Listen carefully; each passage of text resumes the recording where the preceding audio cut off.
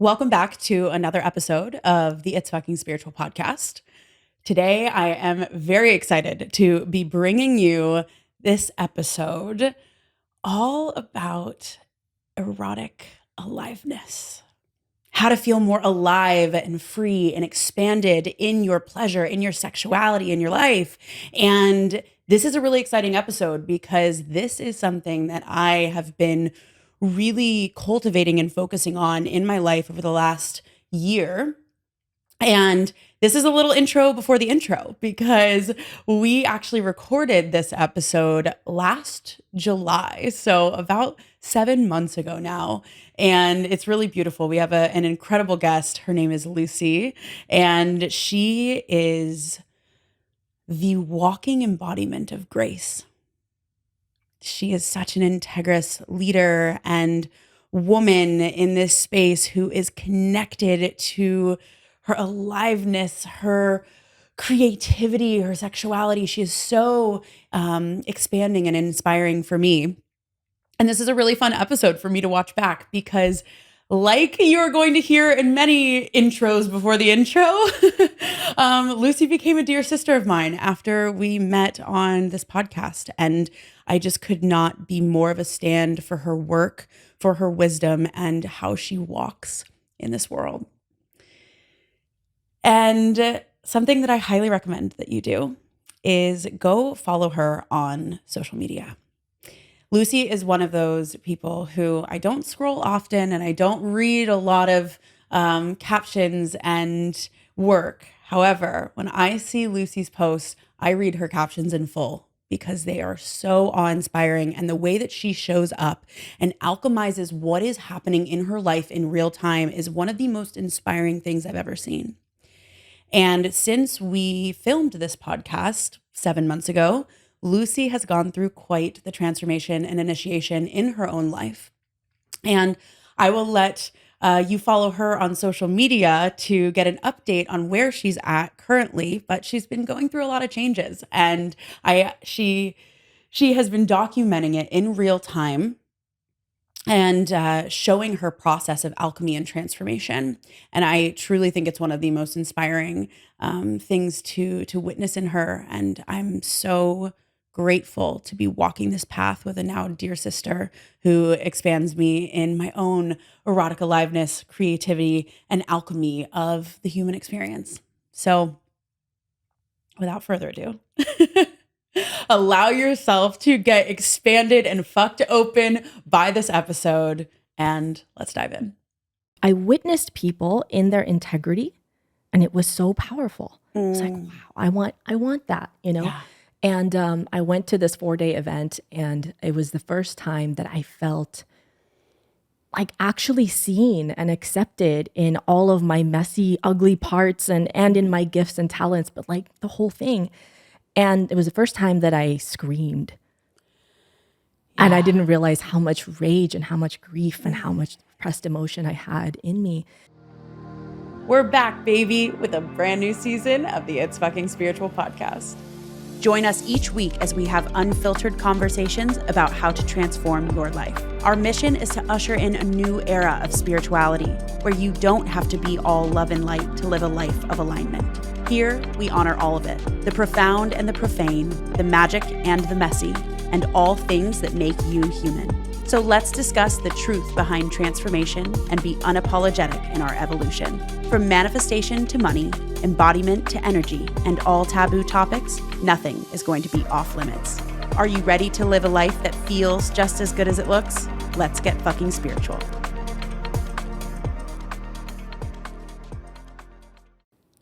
Hey, what's up, guys, and welcome back to the It's Fucking Spiritual podcast. Today, I'm so excited for the guest that we have. As you guys know, I've been on a journey of reconnecting into my feminine. I've been in my masculine for so long, creating this business and this podcast. And so this is an area that I am really excited to dive into today. And we have the perfect guest for that. She is a trauma-informed sex and relationship coach. She is an award-winning singer-songwriter, 3-time author, and she also has been married for 17 years, nearly 17 years, and has 4 kids. So this woman seriously does it all. Luci, I'm so excited to have you on the show. I'm so excited to be here. I love the energy and the enthusiasm. I just realized we have the same Oracle deck. Beautiful. One of many, as I'm sure. Love it. Aligned already. It's perfect. Well, thank you so much for coming on the show today. I'm really excited to dive in with you. And you seem like, I was doing my research before. I'm like, this woman has done so many things, and there's so many different directions that I could take this and that I feel connected to. But I want to kind of just start with, I know you kind of went on a journey and you had an autoimmune disease and went through some things with your husband that kind of seemed like it woke you up a bit. So I would love to hear about like the journey of becoming who Luci is now today and what you give to the world. That's a big question. It's a very there's a lot to that journey. Yeah, it's a very full journey. Wherever you want to take it. So, well, the big awakening, like that big catalyst, was that moment in time where there was about 2.5 years that my husband had these mysterious pains in his body. He was a veteran, and they couldn't figure out if it was service related or genetic or what. And so for those 2.5 years, he just got more and more disabled from doing things. He couldn't change a diaper, he couldn't take out the trash or bring in the water jugs, things like that. And he got really depressed. And so me at that time, pregnant with our 4th child, having a very young baby. I don't think she was even 1 at that point. She was like maybe 8 months old. 2 other kids to take to school. And I was the working parent. Yeah. And so we had this agreement, he would be the stay-at-home dad and I would be the working parent, pursue my career and everything for a while. And then this happened. So I also had that added, what felt like a huge burden to take care of my husband too. But what happened really was that any patterns and cycles and things that were not particularly healthy or working for us were just made bigger. They were just magnified during that season. So I got to a point where, my body was under such stress that I developed this autoimmune thing with my skin. They didn't even know what it was exactly. I was just having flare-ups and boils and just burning from the inside out feeling throughout my whole body. It reached a peak when it happened to my face, and I woke up one morning and I could barely open one of my eyes. And I had to go train clients and I had to go, get into work. So how that healed is another maybe story for another time. But this whole season was a big awakening of like, okay, what you're doing to cope with the things that you haven't been willing to look at, it's not working anymore. Yeah. And so I started to look at different healing modalities and look at potential solutions outside of religion, which is the only way that I had ever known to look for support. Okay. So we're like also in the spiritual wilderness at this time. Right. And feeling really alone. But that was the point that I decided, like, I can't live like this anymore. So I'm either going to just leave everything behind and hope for the best, that something better is there for me out there, or I'm going to find a way to be at peace here. And that's what I felt the universe and my heart really calling me to do. So it was a pretty intense first few years of that. Yeah. His awakening followed my awakening, and then it's been more of a building off of each other the past 6-7 years. Wow, what a journey. So this is amazing, and I'm excited to dive into this because I feel like a lot of women probably listening to this right now, and I know my audience, they're in this like precipice of beginning to wake up and beginning to know that they're ready to change their life. A lot of them might be married and be moms as well, or just have been in these cycles for a long time and feel like stuck and maybe feel alone and are ready to really step into this new way of being. Yeah. So for a little bit of context, can you tell us where you were before this awakening happened? I heard you mention kind of religion, and like, can you give us, a little backstory as to, it sounds like you were mom, had multiple kids at this point. Were you just kind of in like the regular run of the mill life, or were you always kind of awake to this work? I definitely was not awake to this work. Okay. Give us some backstory about where you were before the big, It was a shift. lot. It was a whole different, we recently watched that movie, The Vow, where she loses her memory. Yeah. And she goes back to who she was in college. literally, it's like me. Like that's night and day. Wow. And it was so hard to watch that movie for my husband when we watched it at that back then, because he was like, I don't know if I could do that all over again. Yeah. But we just watched it again. He's like, I would be there for you no matter what. But I was I was a good girl, you know. I get that. You know, I think just that encapsulates a lot. Yep. I was a pastor's daughter growing up also. And I mean, I wasn't, you know, there was no dancing. I had to sneak secular music into my, you know, Walkman, record it from the radio back in those days and listen to it, Mariah Carey and stuff. But yeah, it was everything was, the things that I felt the most drawn to all seemed to be off limits. And I never understood like why the magic that I'm drawn to, I know it exists and I'm being told that it's bad and that it's sinful. My pleasure is bad. My body is sinful. My heart is deceitful. All of these things that were just so ingrained in my body, even that I didn't feel safe to fully experience pleasure after getting married. Wow. You know, I thought that I had a low libido. I didn't. I did not. I discovered that about like 10, 11 years into marriage. Wow. After beginning my practices. But yeah, I was a very more conservative, you know, regular kind of mom trying to fit into this mold that I didn't. Even with my music, I was trying to write music that was in glory to God, you know, not knowing that exactly what I'm doing right now is me being in service to the divine. Yeah. So a lot of deconstruction of faith and then reconstruction and connecting with the truth and love that I now recognize as the divine. Yeah. Oh, that's amazing. I really relate to the deconstruction of the good girl archetype, and then I fucking the title of my podcast, right? Yes, exactly. So really, I swung the pendulum in the opposite direction in rebellion, and then now I've found some like solid middle space with that. Yeah. But okay, so you're beginning to wake up. You go through this autoimmune disease. Your husband is going through this 2 years of depression, and so when you started to really shift, what did that look like? What were some of the things that you did? And if we're talking to, say, a mom right now that's like, I'm in that space in some way or relate to that, what did you start exploring? What was the shift? What does that look like? The first thing that I got into on my journey was just feeling my feelings. You know, I found a space, little community at the time. This particular thing doesn't exist anymore in San Diego, but this group of people that I guess they called it emotional intelligence training, you know, in the context of being an entrepreneur and being a better leader, which I had already been an entrepreneur for many years at that point, and a coach, but in a different way. And something, like, it activated something in me. I was like, I witnessed people in their integrity, and it was so powerful. It's like, wow, I want that, you know? Yeah.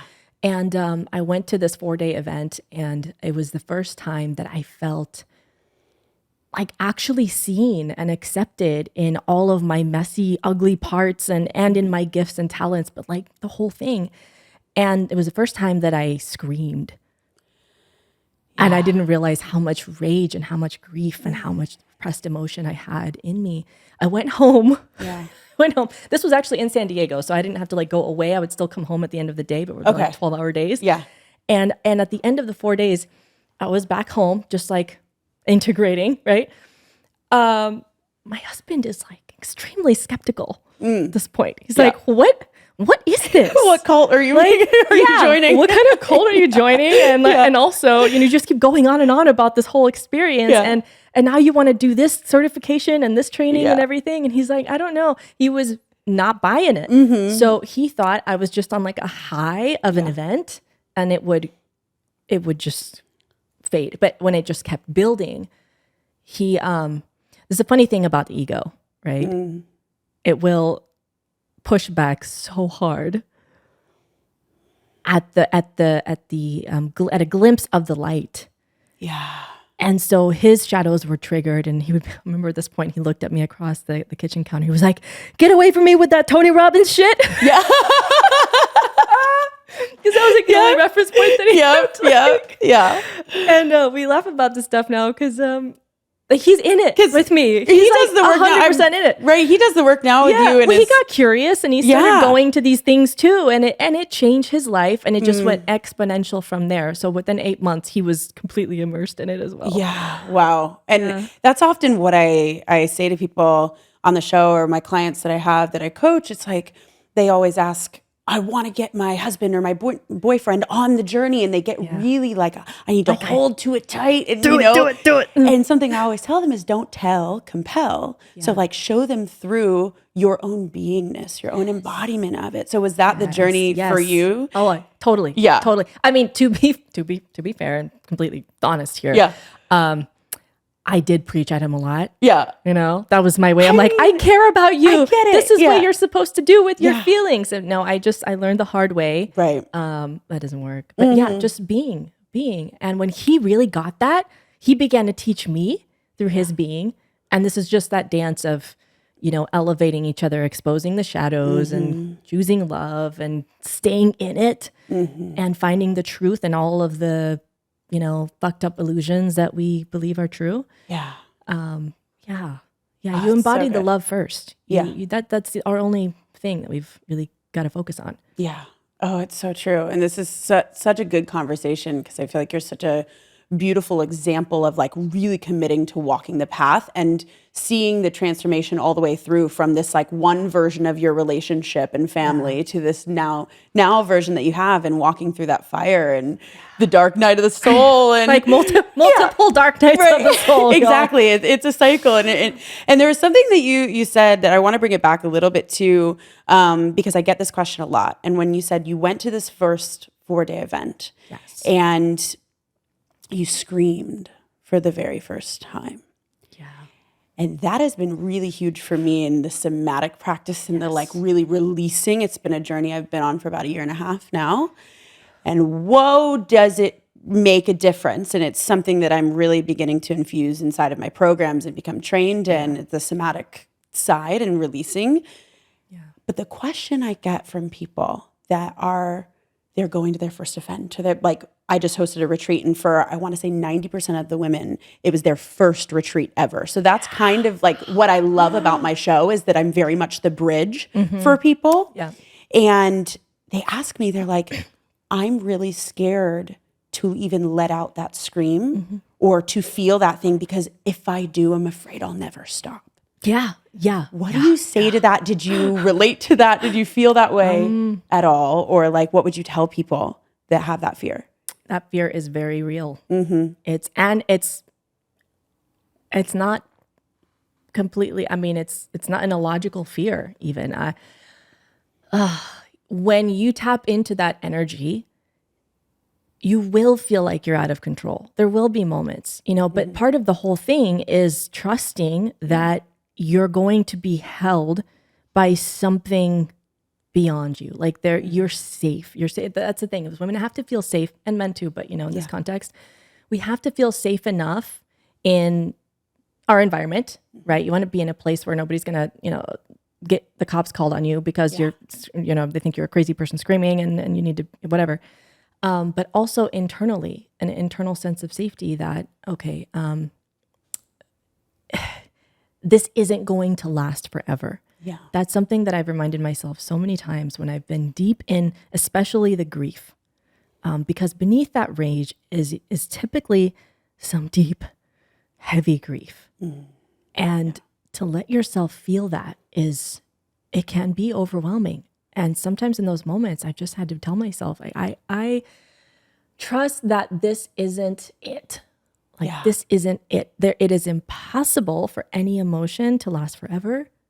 And so however real the impulse feels to harm myself or to harm somebody else or to do something with long-term consequences, I will not do that. And I'm just going to be here and feel this and feel the abandoned child inside and feel the rejection, the rejected child, you know, nurturing that part of myself that needs love.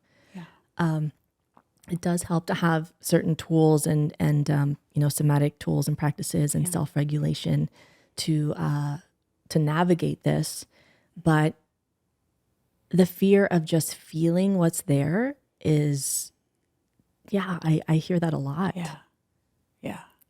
I do too. And that's such a good point. And just to know it's not going to last forever, I think is a really beautiful affirmation to just calm and tell yourself. And yeah, that's something that I've even had that fear before of just like even going there. And I've had to tell myself a feeling can't hurt me.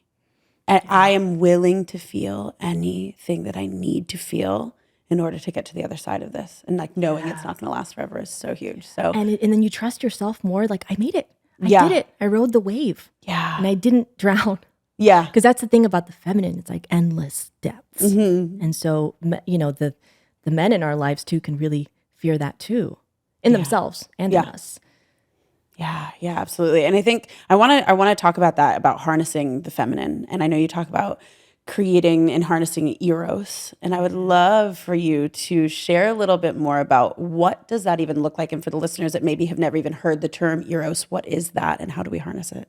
Yes. Okay. So the erotic, well, just when you hear the word erotic, anybody listening, is like what comes to mind? Probably something sexual. Yeah. Right. Or something spicy and edgy. And that's beautiful. I love that. I love the erotic nature of things. Personally, that appeals to me and does something in me more than an explicit sexual thing. But my favorite definition of eros itself actually came from a book called Return to Eros. Have you heard of it? I actually have, but I haven't read it. Oh, it's so good. So it's by Mark Gaffney and Christina Kincaid. The way that he describes it in a few different ways. One thing he said, it's like being on the inside. You're on the inside in the innermost. He talks a lot about the holy and the erotic, and, you know, the togetherness of that, or the way it was intended to be anyway. Yeah. And he said it's being in the inside in the holy of holies. Like there's oneness. There's no disconnection. You're like in this juicy aliveness together. And another way he says it's the heart of life itself. Eros is the heart of life itself. So our life force energy. Yeah. I also think of it that way. But it's this it's endless source of aliveness. So the erotic has been exiled. This is something else in the book that really stood out to me, has been exiled to the sexual. So when we think of eroticism, we usually think of it in a sexual way instead of as permeating in all of life. Yeah. But when we liberate eros to all these different areas, everything in our life, then sex is actually even more powerful. It was never meant to carry the full weight of our erotic needs. And when I heard that, I was like, that clicked. That is liberating.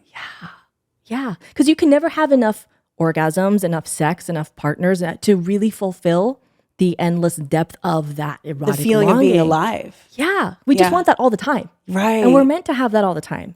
So when I talk about like the erotic aliveness, it's like how, like, okay, there's one thing I love to talk about with my my fellow women entrepreneurs too. Like when I get an idea and I know it's a yes. Yeah. It doesn't even have to feel like full body yes. Like my pussy says yes. Yeah. And she's like, oh yeah. Like I was on the way when I was descending on the plane. I get that feeling when I'm making the descent on a plane. It's so weird. Yeah, I was like, I love descending. Yeah. You know? Like descending into the depths. I love that. And that's the feminine, you know. She's like, show it all to me. Yeah. But it's like you find aliveness in everything. There's no going through the motions and just being like, bleh. Yeah. What am I doing? So what are some things if someone's like, oh, I want to cultivate that for myself, but where do I begin? A lot of women I think are shut off and numb and like in their masculine, or have to, even you're a mom of 4, you're a wife, you're a business owner, you do all these different things.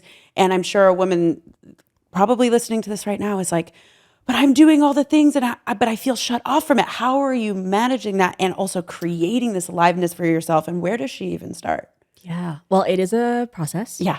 So yeah, if the me 8 years ago would have seen me now, I should be like, fuck yes, where do I sign up? I want this like tomorrow. Right. Be like, hold on, slow down. Yeah. Like we are going to need to peel back the layers, and we can't force that any faster than then that body, that nervous system, that heart is That ready to part. open. Yeah. That's a hard pill to swallow, because women will see, like, they'll find my Instagram for the first time. They'll be like, I want what you have in your marriage and your body and your sexuality and your squirting orgasms, all this stuff, Yeah. while I raise my kids. And I'm like, yes.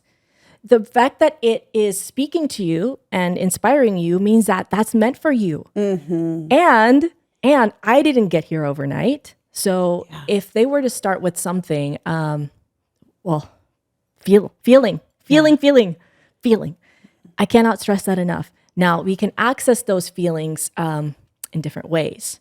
I think that where a lot of the roadblocks are in accessing the feelings, because, for example, let's say somebody hears, I just need to go feel my feelings.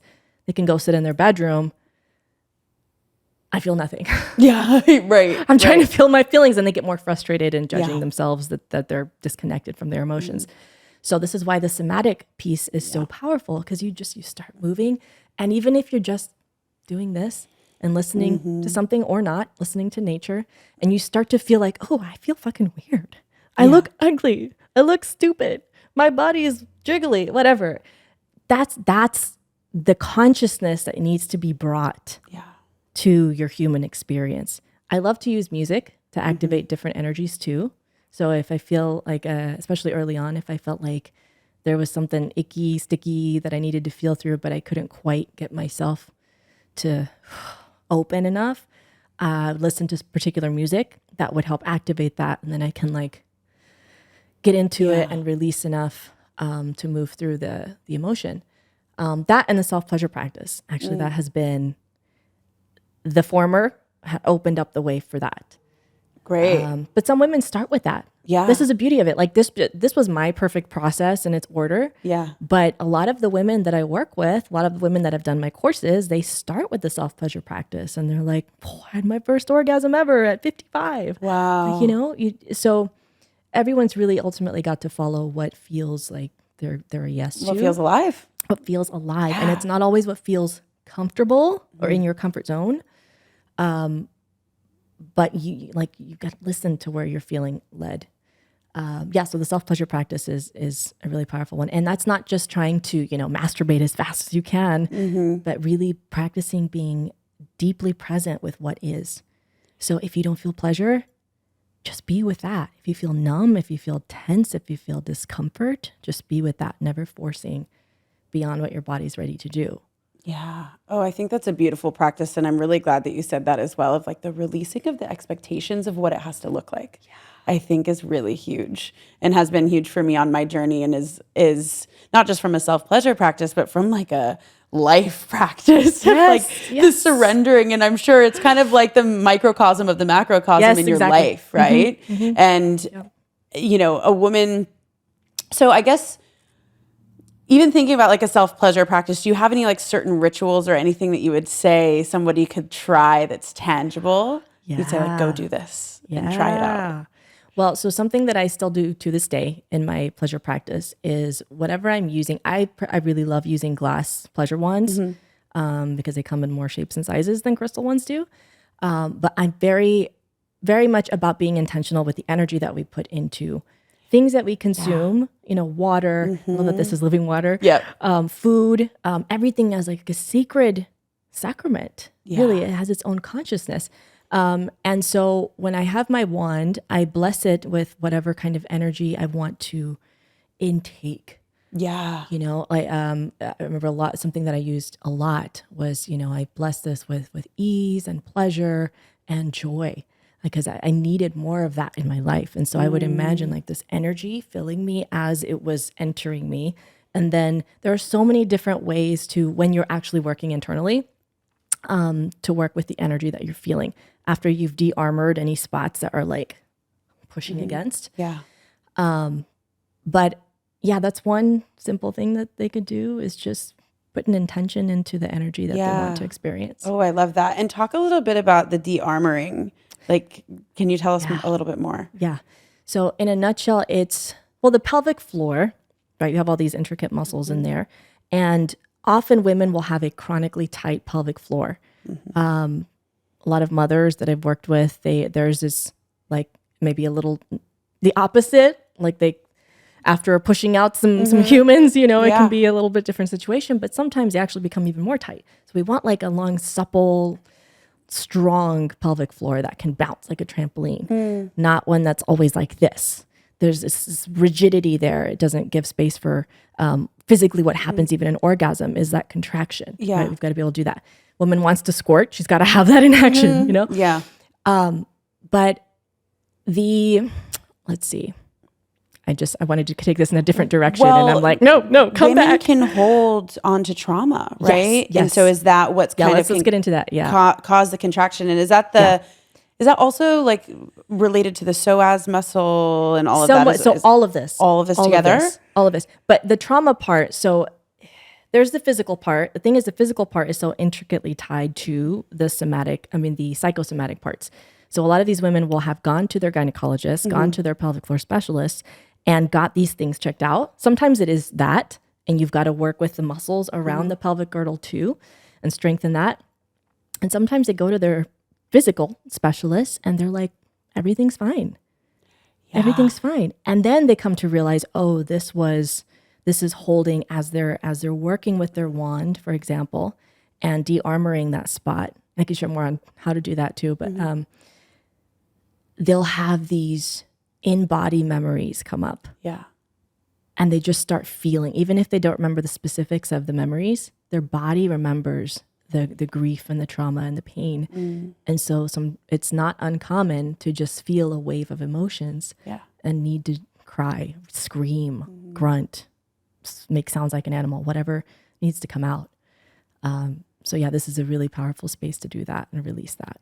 Yeah. Oh, this is so good, and I think so needed in the world, this work, because I'm getting chills as you're speaking, because I know how powerful it is. And I'm getting into this side of the work, but even just in breath work and these certain somatic practices that I've done, it's like, or I've even had body work done, and like they'll hit a certain spot, even just like in a certain area, and I'll start like tearing up and cry. And it's that body mind connection, like you said, the psychosomatic as well. It's like wild how much our body holds on to. And I at least got into this work from a very top-down approach. So very like, I always call it the front. Did too. Yeah. I was into neuroscience and all of these. Me too. And it's so needed, but it's like the marriage of the two together, where I've been really deeply in study of, like, I came through basically, like I call it the front door of self-development, like goal setting, affirmations, so the Tony Robbins side, right, of things. And most of us do. I think it's the least barrier to entry, really, rather than like entering into, here's a yoni pleasure wand, and go release your trauma. And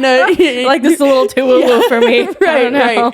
Exactly. But as you like walk on the journey, and what I've realized, and why I'm so excited to talk to you today, even just for my own personal selfish reasons of like, I want to ask you questions, is that I got into really, it was that front door of like goal setting, mindset work, thought work. And then it got it more into the subconscious reprogramming and the neuroscience side and the manifestation. NLP. NLP, like certified in NLP, all of that, right? All of it. And then about a year and a half ago was when I realized I had created a lot of success in my business. My podcast had taken off. I had checked all of the boxes. And I think a lot of women listening to this, and they all know that like I talk about this, but they probably relate as well. You've climbed the ladder, you've done the things, you've checked the boxes from A to Z, and yet you are on the top, in the middle of your vision board reality that you thought you wanted, and you couldn't feel it. At least that's what happened to me. And I'm like, oh gosh, this is something with my body. And that was why I went on the journey of starting to really heal my body and release. And it was like emotions coming up, the screaming, the like feeling. It's messy. It's messy. It's not sexy. No, and I kind of like the mess. A little bit. To love it, actually. I'm like comfortable in the dark muck. Yeah. It's fine here. I'm like, this is kinky. Yeah. And I'm a kinky bitch. I realize it. Exactly. Like really. Yeah, no, exactly. I'm into it. Have you read Existential Kink? Oh my God. I'm sure. That was I recommend that to so many people. Yes. I'm like, here's kink, but for your life. Not just for the bedroom. Yeah, it's so good. So, okay, let's shift gears here a little bit and talk about kink as well. Okay. Because like this is fun, and I got into that world in a BDSM way for a while, a couple of years ago, and had some very interesting experiences that I've talked about on the podcast. And so I'm pretty open. Like I'm like, oh, what's behind that door? Like, let's go. I wanted to take a moment to pause this episode to invite you into my free nervous system regulation workshop called Regulate on March 5th through 7th. If you are someone that has been on this path for a while, or even if you're new on this path, but you're very self-aware, I'm assuming you're self-aware, you know your stories, you know what your limiting beliefs are, and you still feel stuck on this path. You've made some progress, but maybe you aren't actually feeling into the bigness of your life. You know that there is more out there for you. Something that I have uncovered for myself is that it is not enough to reprogram your subconscious mind. It's not enough to journal. It's not enough to meditate. And it's not enough to do all of the affirmations and the limiting belief work. If your body does not feel safe to hold the bigness that you are calling in, you will not call in the life that you truly deserve and desire. And it starts with regulating your nervous system and learning how to do that. So I invite you into Regulate, March 5th to 7th. It's free. Go to the show notes and sign up. I will be emailing you details as it gets closer to the event, but mark your calendars for the 5th through the 7th from 6 to 7 p.m. Central Standard Time. I'm so excited to jam with you, to share with you this new knowledge that I have, and to help you become regulated in your own life. And I'll see you there. Yeah. So how could someone even start to explore kink? What has that done for you in your life? Like, talk to us a little bit about your kink journey as well. Well, so I was unknowingly on a kink journey since I was a child. Okay, I've always been I have a lot of Scorpio in my chart. Okay. I never fit into my family. You black sheep. Yeah. Same. I get it. I'm like, when I got into astrology, I was like, this makes so much sense. This makes so much sense. And my brother, who's 6 years older, we recently started reconnecting again earlier this year. And I told him, I'm a Scorpio rising with 6 Scorpio placements. And he's like, that makes a lot of sense for you. That tracks. Yeah, that tracks. So and my husband has been a very kinky guy as well. And the things that we did, we would kind of feel weird about them. Yeah. You know, when we didn't really know that if it was okay. Yeah. Because we were still in, church realm. And so it took us 8 years into marriage to even start talking about our fantasies.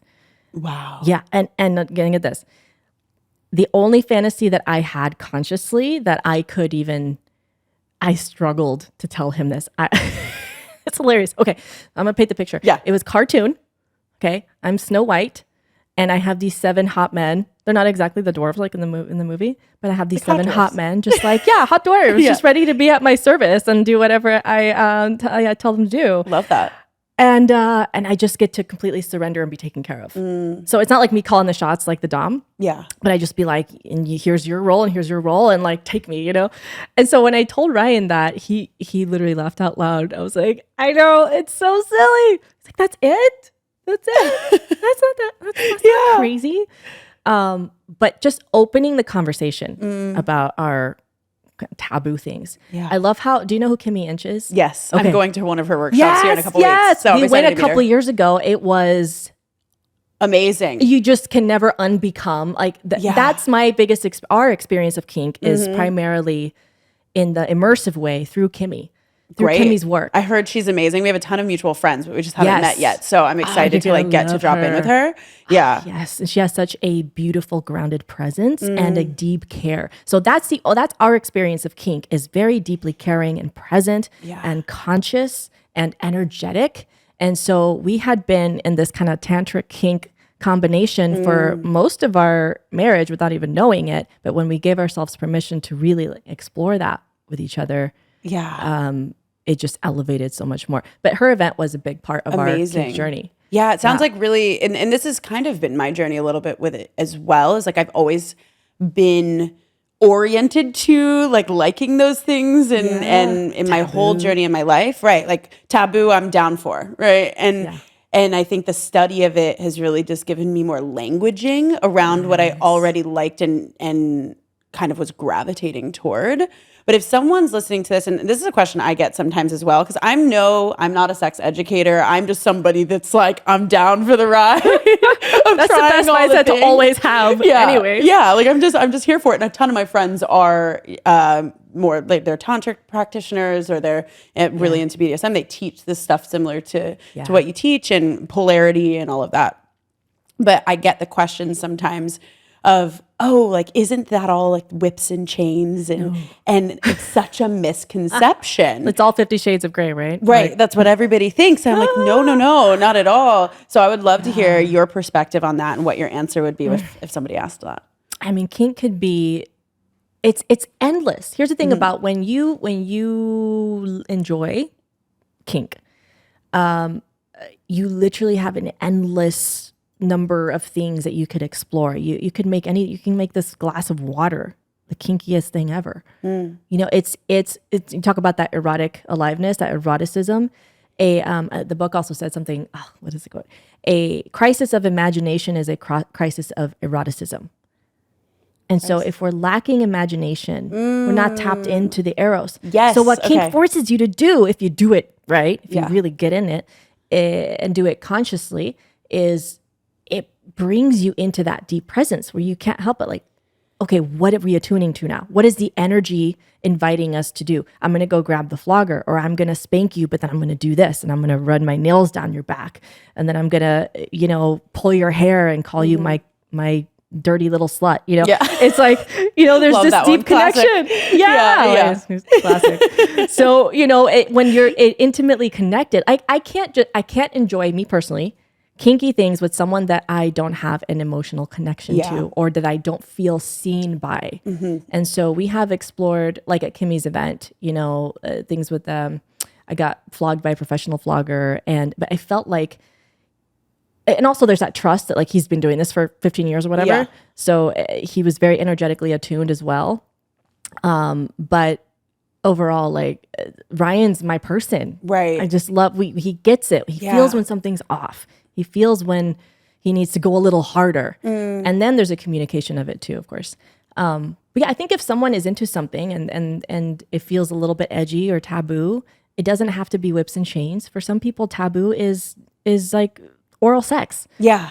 And for some people, kinky is dressing up like a dog and getting in a cage. Yeah. So like I love wearing a leash sometimes, when we're in that vibe. I'm always down for the leash. I love my leash. Ryan got me a nice one. The leash is great. Leash in the collar. I'm so here for that's something you guys didn't know about me. But I'm so here for. Oh my gosh, I have so much. But after the episode, I'll show you what I have. Yeah, I got our goodies. Exactly. So you talked about like we could make this water like erotic, right? We can make this kinky. So if someone doesn't know what that means, like how would you do that? Oh my God. Okay. I have an idea. Okay, great. All right. So let's say I'm on the phone right now. My husband's on the other side of the coast, right? On the other coast. I was going to say the other side. You know what I mean? Yeah. He's in California at home. I could be like, okay, I'm going to drink this water and it's going to represent every drop of your cum that I'm missing out on. I love that. Yeah. Like you just got to be creative. Yeah. And now I want to drink all this water. Yeah. Okay, great. I love it. That's so good. It's perfect. Yeah. So I love this conversation. This is so much fun. If anybody's like wanting to begin incorporating this into their life, and maybe they're a little bit nervous, maybe they're scared, maybe their relationship isn't that way, or even maybe they have shame around it. Yeah. I'm sure. Did you go on a deconstruction of shame journey coming from a religious background? So can you speak to that a little bit? What did that look like to begin to deconstruct some of the good girl programming and the shame around these desires? Yeah. I mean, well, for me personally, for us, it was the conversations. Like, it's always risky, especially at first. I want to say maybe the first year that we were having these conversations, first couple of years. I'm thinking like we were in LA, then in San Diego. Every time that we would become aware of something about ourselves, because we hide things from ourselves, but this unconscious stuff and all of this, because it doesn't feel safe to like see it yet. I have forgotten things that I have done or said or wanted in the past, like completely blacked it out until I felt safe enough to remember it. And then I would tell Ryan, I'm like, oh shit. Like what? Who does that? Or who wants that? And part of creating the kind of trust and safety that we need to have a deeply intimate connection is taking the risk to share something, even if it's initially judged. It's not like everything went smoothly for us every time. Sometimes it was met with disgust or judgment or silence or awkward looks, you know, and you just need a little time to process sometimes what you just heard. But staying in the conversation and also knowing when to give it space to breathe. Behind all of this, whether it's kink, sex, polarity, relationship, all that is a willingness to open your heart and let your heart be seen. Yeah. And so, if they just really don't know if they literally don't know where to start, I would say go to Kimmy Inch and download her free. I think it's still free. It's like the kink checklist. Great. See what all these kinks you may have been and never heard of before, and then share it with your partner. Yeah, beautiful. I've taken the BDSM test. Yeah, like that's a good one. Yes. That's a really good one. The erotic blueprint. Yeah, is another erotic really good blueprint. one. Have you used erotic blueprint in your work? I think I've heard you talk about it. Yes. Okay. And what's interesting is that my type has changed throughout the past several years since I first got into it. Tell us about that. Yeah, interesting. I was a shapeshifter at first. Okay. And then a couple years later, I turned up kinky primarily. Like and so big for time. people that don't know, let's tell them what erotic blueprint is. Yeah. This might be new for some people. Yes, right. Okay. Yeah. So Miss Jaya was the one who created this. And then she was on Sex, Love, and Goop on Netflix. And everything blew up. And now everybody knows what the erotic blueprints are, which I love. Yeah. And she has these different blueprints. So it's kind of like love languages, but for your erotic connection and what speaks to you as a lover. Some people are sexual, like they're turned on. What gets their gears going is genitals and fucking and orgasms and, you know, like more of what we see on TV. It's almost like we're all expected to be that. Yeah. Really. Some people are more energetic. So it's more about the energy. You got to feel the energetic attunement, the open-heartedness. And that's me now. Some are more sensual. It's the senses, anything to do with the senses. If the music isn't right or the scent is off, it takes you out of it, for example. Yeah. And then the kinky, of course, there's kinky. And then there's one that's everything. So the shapeshifter. Yeah. So the very first time I took the quiz, I was a shapeshifter pretty equally. And the second time I was owning more of my kinkiness. So that was at the highlight. And then things shifted into more of like this open-hearted, connecting to God, fucking the divine masculine kind of, energy. And I became vastly energetic.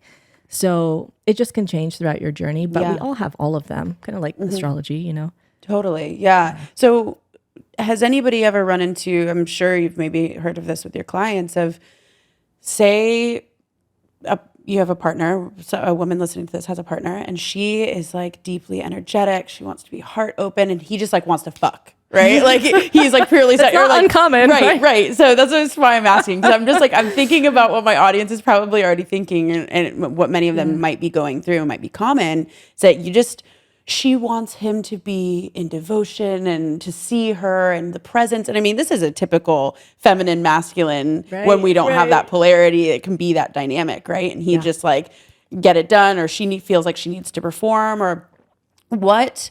How can you help someone through beginning to really, I don't want to say get their needs met, but like connect with their partner in a deeper way when they either have different blueprints or just haven't created that for themselves?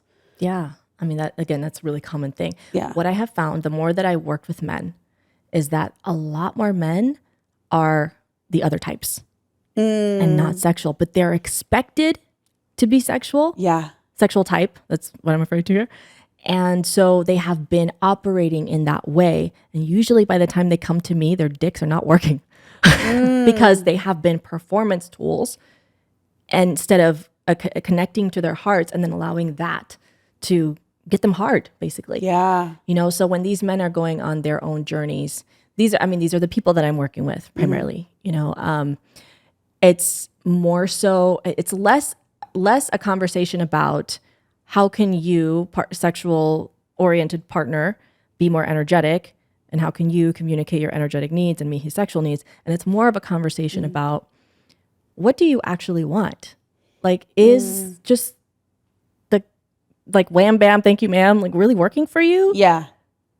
And also there's a reason that you're not staying hard or getting hard or having trouble coming and all these things. And I find that it's a lot more complex than what we see on the outside. Yeah. But if he really is primarily a sexual type, and she really is, for example, maybe sensual, that's actually a pretty common, sensual or energetic. Then we just gotta communicate more. Yeah. And be creative, collaborative, so that nobody is martyring themselves, but they're also not bending over backwards to just, for the other person is not doing that for them. Yeah. Oh, yeah. That's such a good point. And so when men come to you, so you're working primarily with men right now? No. I work with couples primarily. Okay. But I work with women and men. So it just depends. Sometimes the men come to me first and they're like, I want to do this in my relationship, and my wife is not ready, or she's not doing the inner work. Yeah. So that happens actually more than I think we realize. Wow. Okay. Tell us a little bit more about that when you're working with couples. Like, what are some of the most common kind of things that you see, and can we speak to that? Yeah. With couples, I happen to attract a lot of the deconstructing couples. So they're trying to unravel the whole religious, shame and constructs, and makes sense, right? They connect to your story. Like, you've been there. Yeah. Maybe you can help us too. Yeah. But even the couples that are not, a common theme is, this seems so simple. It's so simple, and it's so common. It's literally just not knowing how to communicate what they want. Because there's never a good time. Okay, I don't want to start a fight. I don't know, he's going to take it personal. Yeah. She's going to get upset at me. And so a lot of what I find myself doing early on with couples is less focused on just the sexual or the erotic, and a lot more on the heart opening part. Like, we gotta be willing to do this. If you want all this juicy stuff that you see on my Instagram page, okay, that's where that comes from. That's where that comes from. Yeah, an 8-year journey of the commitment to that. Yeah. And it's the open-heartedness that makes it all work. Without that, it's empty. Yeah. Oh, that's so true and so good. So I'm sure you see this and probably in your own life as well. It's like, okay, you mentioned there's never a good time, especially when you probably bring kids into the mix. Yeah. So how do you juggle? I mean, you're a mom of 4. You juggle like your relationship and momming and business and all the things. So how can anybody listening to this right now, like, how can they begin to create this in their lives when they have all of these different obligations and responsibilities, really? Yeah. I mean, the first thing is making it a priority. Yeah. Really. I mean, that was the same thing with making my practices a daily thing, a ritual. It is a part of my devotion to love. And it is a sacred space. I go into that space every fucking day. Yeah. And my kids know that. And I get up earlier than them. I know when they were babies, and this literally was 5 minutes.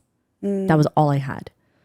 But some like intentional connection with that life inside of me, instead of waiting until they got bigger, waiting until life got easier, waiting until they were potty trained, going to school. Because I did that with our older 2 kids who are now in high school. And it did not work. It did not get any easier. And it would not have gotten any easier now until that big wake-up call. But it's making it a priority, and that goes the same for these conversations. So even if you don't have time, let's say it's 10:30 at night, and you're just getting into bed, and it's been a crazy day, getting into bed together, and there's something that's really weighing on you, but you don't want to start it now. Even just saying, like, hey, there's something that I want to talk about that's just really weighing on me, and when would be a good time to do that? Like, let's be intentional about it. Ryan and I, we go on these walks every day. Even if it's around the neighborhood, to the lagoon, to the beach, to wherever, like it's our time. It's a very sacred time for us. And now all our kids are older, so our teenagers can babysit and all of that. It certainly helps. Yeah. But even before, it would just look like we had this little couch area, this little tiny old couch in our bedroom, and we would sit on that couch and just talk. And that's where a lot of those kink conversations happened. Yeah. Amazing. So really what I'm hearing is just like, you're not going to find more time to like really make the time. And how deeply are you committed to creating this in your life and being willing to be seen and be heart open and really a willingness to feel anything that comes up. And if I'm willing to feel this before I bring this to the conversation, even better. Yeah. Because what happens to when we get to those places where it gets kind of messy and sticky more than it needs to sometimes is when we're just projecting and we're feeling some type of way and we're blaming them for it. And so then they take it personally. Systems begin shutting down, not productive conversation. There's no actual communication. And then you're just fighting. And we have done that. Yeah. We did that for years. Yeah. Cycles. Which I think is really relatable. Really relatable. Like, really, we're here again? Like, we're fighting about this again? Yeah. You're bringing up my mother again? Like, yeah. So what do you do to begin to shift that if someone is with their partner and they're stuck in a cycle? How do you begin to like actually pause? Because those can get very looped. They can. Yeah. The practice of actually listening is vastly underrated because we're usually in these, when we're in that space, we're trying to be understood more than we're trying to understand. Yeah. And so if you can, I know this is so nuanced. It's never meant to be just one person biting their lip all the time. Yeah. You know, you got to feel for this in your own relationship, whoever's watching this. But if you can make it a practice, to actually relate this back to myself, I began to make it a practice as much as I could to just listen to him and hear him out. And wait for that glimpse into the pain beneath the complaint. And we started to get into the deeper pains. They say that if it's hysterical, it's historical, right? So I was, that good. feels 100%. That was so us. true. If it was the bigger the reaction, I had this memory of the way that my father used to react when he heavily disapproved of me and forbid me from doing something. And when Ryan did that behavior, I would completely go into this wounded little child mode. And he didn't understand why. It wasn't until I was able to bring some consciousness into that and become aware of that myself.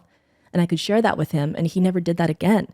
And it's not to say that, the person can never, make a mistake in the future. But there is a level of self-awareness that we've really got to bring into this to break out of the patterns that are keeping us stuck. And sometimes it's just listening long enough to see, also maybe asking some questions to yourself. What am I actually afraid of? And what is it that I really want? Because it might feel like you really just want to be right or get your point across, but what you want is to be connected. Yeah. And that was a question I returned to over and over again. Those are two really powerful questions. Beautiful. It's so simple. Yeah, really simple. And I think that's like what I've come back to in this work over and over again is it actually is so much more simple than we make it. Yeah. And it doesn't mean it's easy. Right. Truth is simple. Yeah. It's fucking hard. Yeah. True. That's the quote of the podcast. Truth is simple, but it's fucking hard. It's fucking hard. It's fucking hard. Yes. Yeah. And what I found in my own life and my own practice as well is just when I'm feeling those triggers and that like the hysterical and historical is so true. It's like bringing it back to somatically, like breathing, feeling where I feel it in my body, slowing down, bringing presence to whatever the trigger is rather than being reactive. Yeah. And when you just create that space, like that alone has helped me so much to begin to choose again in creating the space and the time to just even and feel more at breathe. ease in it. Yeah. I don't know how you feel when you have, like for me, when I would start to get heightened, I feel like my heart would start beating fast and I feel like shallow breath. Yes. And so one of the first things, if I chose to stay engaged and I felt like I had the capacity to stay engaged, I would just start breathing deeper into my belly. Yeah. As I was listening. Yeah. And just like long, slow exhales. And sometimes at the beginning, especially this would infuriate him because he's like, why are you so calm? Yeah, right. Well, because the ego also like it wants to meet that reaction, right? And that's what we're used to. And it brings up those levels and really the like cortisol levels, and you want to be like met inside of that because I don't want to be the only crazy person normal. Here. Right, exactly. Yeah. Oh my gosh, that's such and a I good did that point. to him too. He's actually been so calm, and he actually got really good at holding space and everything. And he would rage rituals have been a big part of our personal practices, I will say, because otherwise, what would tend to happen is it would come out at each other. Yeah, and our kids have had to heal a lot of their own trauma from how we were in our home around them. And they've gotten to learn, especially our older kids, they are so wise about how the somatics and the energy and the relationship aspects of this, like, you know, because they have to live with it. Yeah. But yeah, being in the body and not repressing the energy, but sometimes it needs to move in a safe containment that is not at each What other. does a rage ritual look like for you guys? Oof. So for me, for him, sometimes it would just be going in the closet and screaming into a towel until he felt like he was done. Yeah. Or going into the car or wherever. For me, I have this pillow, which ironically I also use to put my butt on when I meditate. So it's like a butt and face pillow. Perfect. Yeah. And I would just scream into it. I haven't had to do it as much the last couple of years, but I do find that the first few years I did it a lot. Yeah. A lot. And even if it was just not a huge thing, but it did something in me that I was like, or I just felt overwhelmed, or I felt so guilty for not being a great mom that day, or I broke my promises to one of my kids that day and I didn't have time to do the thing, you know. This is where we release the energy and forgive ourselves. So that's something that I would do. Sometimes I would also just like use my palms open and transfer energy through my hands or through my feet. Music, music, very activating part. Have my raging out playlists and everything. And sometimes what I've needed is just to get more sensual in my body and just like it's unmet longing that is creating that angst, you know? And when I can meet myself there, then I can, Ryan wants to meet me there. Yeah. You know, so it's interesting how these energetics work. It really is. And as you're speaking, what I was thinking of is just how beautiful of a journey from the time you went to the first 4-day event and screamed for the first time to now being such an example of like I do rage rituals and I'm screaming and I'm pounding the ground and then self-regulate. Don't forget to self-regulate. Yeah. And repattern. Yes. Yeah. Like you're teaching your body safety. Like it's safe to feel things. Yeah. And we're not going to lose ourselves in it. So bring us back home to that. So you have the rage ritual, you screamed, you've done, and then how do you self-regulate back? So the breath is a really powerful way. Also touch, like something I found, grounding touch. There's different kinds of touch, right? So one could be just hold my boobs like this. This feels really good. It feels really grounding. Yeah. I'm like, I'm safe. Yeah. I am safe. I'm here for that. Yeah. Everyone do it with us who's watching. I am loved. I am loved. But I'll do this, like just like a little self hug or some kind of patting here or some patting here. Whatever. Sometimes, rocking, holding something soft, humming, using the vocal cords in like a very, well, I don't know what a good word is for that, but a soothing way. I do that when I get in the cold plunge too, by the way. I get in there. I do that in the cold plunge. Yeah. It helps a lot. Yep. But yeah, things like that. And you bring your body back to a sense of safety. And then what happens too is when you are in these heightened moments, let's say potential conflict escalating, you're better able to regulate. Yeah. You can catch yourself going then and you're like, no, it's okay. We're safe. Like just because they raised their voice or their whatever happened doesn't mean I'm unsafe. Like you're better able to discern between a perceived threat and a real threat. That's such a good point. And I think to your point as well, the practice of this allows for you to be more calm and more regulated in the moments that it's needed. Yeah. Right? It's like, don't just practice when you're in the battlefield, right? Practice when you are every day, the devotion, you're like, when you're alone, when you just need to feel a little, like I found for me at least, that's been really big, is the practice outside of the arena. Yes. And then when you're in it. That's the devotional piece. Yeah. Because I'm showing up to this and I don't know what's going to be there. Is it sadness? Is it regret? Is it like weird feelings from a dream that I don't remember, but I have the feelings happening, and just being with the feelings. The next level of that is when you're both at this capacity in your nervous systems is to witness each other in that intensity. Again, not at each other, Yeah. but to just be witnessed. Many moments where Ryan has just watched me just like wail my head off and just mourn and grieve and just what I thought would be too much. That was too much for him a lot of times. And that was very healing for us together, and me establishing more safety with him and vice versa, that he could trust that I wasn't going to unleash my wrath at him, that he could witness it and honor it and revere it and not be terrified of it in that way. Because it wasn't on him. It was just being witnessed by him. Which even that was very scary for him and for me. I grew up, I didn't have any intense emotions in my house, so they felt extremely unsafe. And here I ended up, of course, falling in love with this very passionate man who gets loud when he's happy. Yeah. You know? Yeah. What was that like for you, being witnessed and it being too much for him? Well, each time that happened, it just felt like a confirmation that, okay, I can't go there. It's not safe for me to go there. So did you shut down? Yeah. Okay. Yeah. And then what would happen too is that would just build up. And then about once a year, we would get into these explosive fights for days, and it would just all come out. So how? Yeah. So, and I also know you mentioned that you've gotten, you've been brought closer as well. So how have you feel like you've moved through that, or and he can witness you in it now, or yes. Now in the moments, let's say that he's, here's a really good example. There was a couple months ago.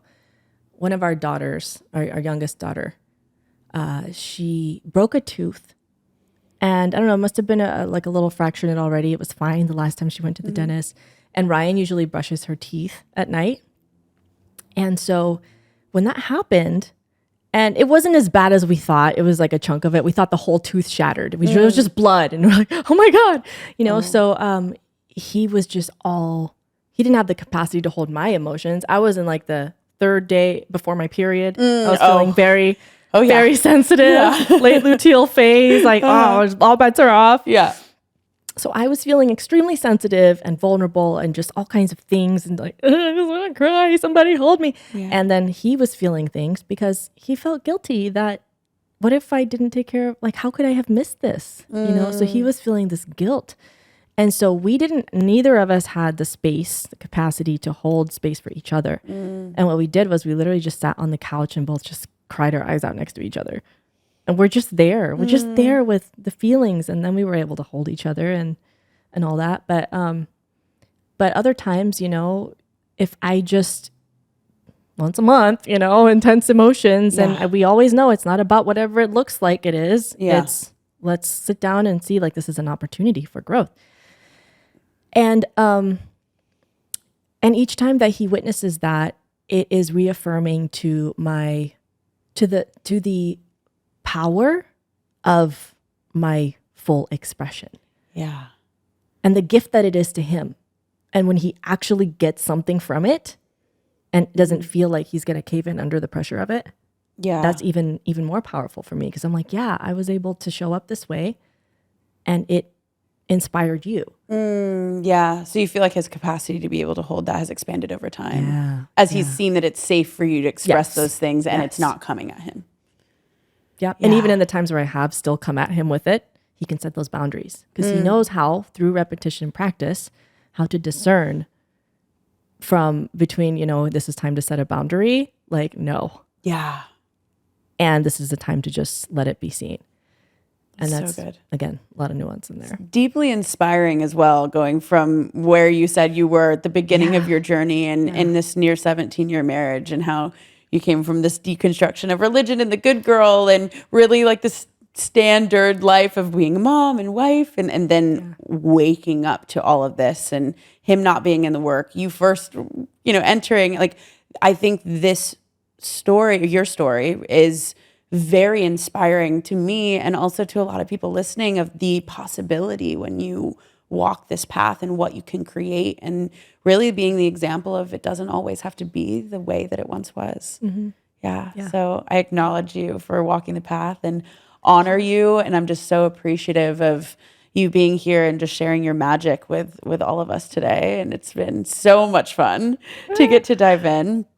And the last question really I just have for you is, if you check in, is there anything else that you feel called to share that's coming through with the audience?